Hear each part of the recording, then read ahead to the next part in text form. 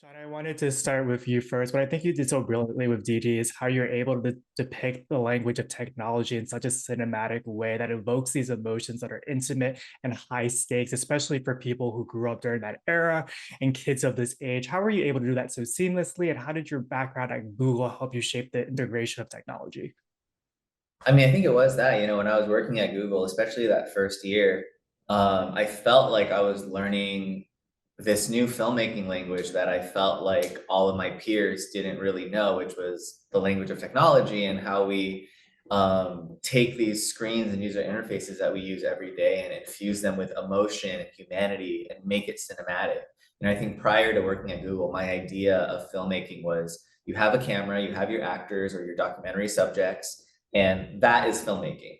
And then I got to Google and they basically took all of the things I knew, all the tools I had, and they were like, you don't have any of that. You have a timeline, your phone, screens, the internet, make something, tell a story. And it was kind of like, okay, I need to learn all of this, otherwise I'm gonna get fired. And so all of my bosses there really kind of created that language of, what people now call screen life.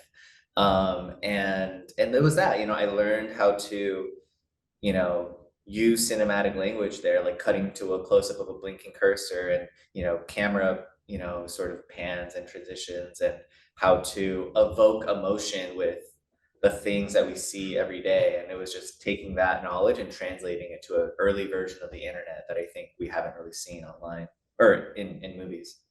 Yeah, you definitely accomplished that. And Joan, what I love about your characters, how so often we forget about the sacrifices and then lives that our parents had before they had kids, as well as their own dreams. As you stepped into this character, did you reflect on your own family and how they influenced your journey as a storyteller, particularly your grandmother who instilled that in you? How helpful was that in stepping into this character? Um, my grandmother? How did you know about my grandmother? I did a lot of research. Yeah, we don't think about that until much later. Actually, for Sean, it's pretty early to write such a love letter to his mom. This whole film, such a luxury to express your love latent a little bit, but there's for me, like it's always not until they're gone that you felt like Mm. there were things you didn't say, you regret that. And there are things you said, you also regret that. We're just coming from Asia, not very demonstrative in our, showing of feelings to our children. And so for me, this is also an opportunity for me to tell my kids, either, you know, I love you and there are mistakes that I made. I probably have made you unhappy, but with the best of intention and the most fierce of love. So it was very cathartic experience for me. I think, just my own life experience obviously informs the character also, being an immigrant mother, trying my best to raise my two American children and all the confusion, mistakes, um, drama that it entailed. Um, it was a beautiful opportunity for me personally as well as professionally.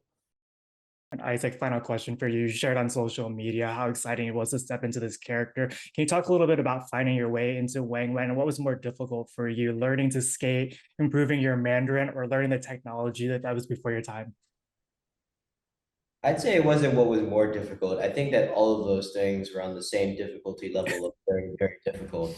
Um, I barely learned how to skate. I barely learned how to use a flip phone, and I mean, I'd say culture-wise, I was a little bit better at, and I slowly got better over time, as well as skating, of course. But I think that most of the things where I was trying to fit into the character was relatively easy to apply. I kind of just had to dig into myself, and like a little deeper into like who I was originally as like a little kid before I, kind of figured out who I want to be and what I want to pursue.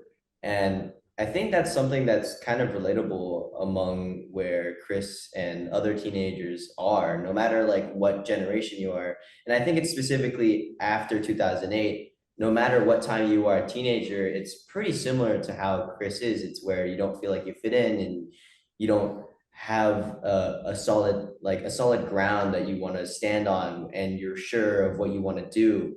And you're still trying to figure things out, and you're trying to like be cool, I guess. And I think that's something that I was trying to figure out when I was a teenager. And I think that's something that most kids are trying to figure out and still have not figured out. So